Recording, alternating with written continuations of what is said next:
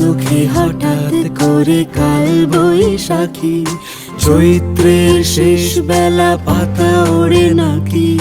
গত বছরের মায়া ভেঙে যাবে বলে রাজপথ ভেসে গেছে অচেনা কাজলে। তুমিও অঝরে তাকে শুধু ভালোবেসো। এসো হে বৈশাখ এসো এসো, এসো হে